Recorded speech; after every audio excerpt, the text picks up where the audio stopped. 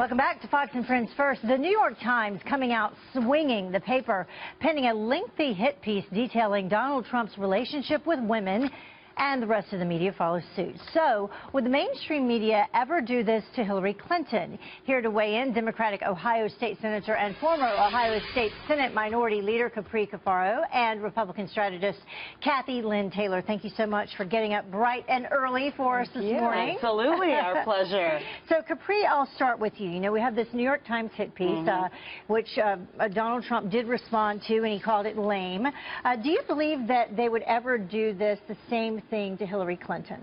Well, you know, I mean, I think Hillary Clinton and the Clintons, both Bill and Hillary, have been, the target of media for 25 years.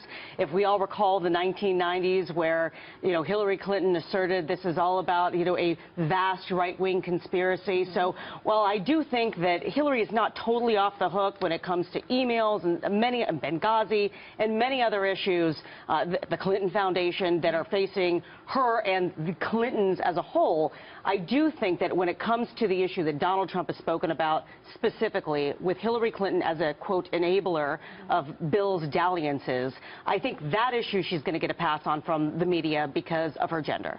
Kathy, what do you think?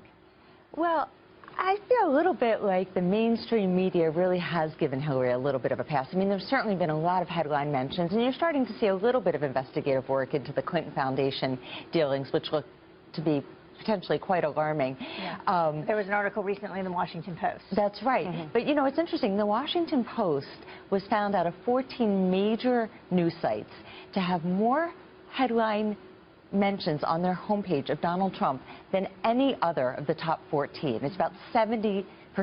That is extraordinary.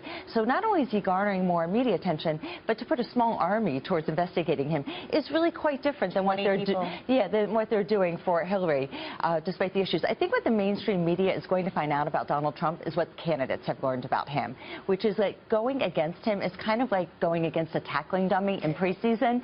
You can knock it down, but it pops right back up at you. Yeah. So I think it's going to be a pretty tough course. He's never purported to be a perfect person, a perfect candidate. It's the flaws in him that make him relatable, and that's what people seem to be responding to him. So I'm just not sure these efforts are going to do much. It's important to look at both candidates for sure. Yeah, and there were also a large amount of women that also said that he has assisted them in terms of business and put them in positions of power and leadership. Both of these candidates have been known by the American public for the last 30 years, and I think that's what's going to make this cycle incredibly unique, both with the media and with just traditional electioneering. All right, so we talked about the GOP party being possibly divided, but look at the Democrats and what is happening with them, specifically over this past weekend with Bernie Sanders supporters versus Hillary Clinton supporters. And do we expect this fight to continue? I mean, we've said it before, Bernie says he's in it to last, at least until June 7th. For sure. He's not going away. The Bernie Sanders supporters, I think, are going to be very difficult for Hillary Clinton to nail down. I think that, she's in a tough spot. She can't push Bernie Sanders out because that's only going to alienate his supporters even more.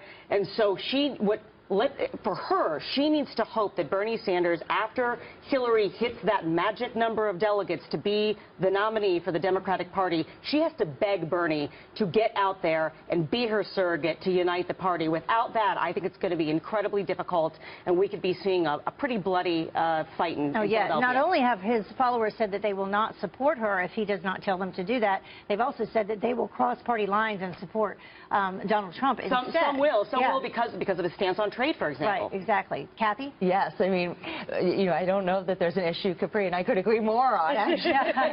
So what a nice way to start Monday morning.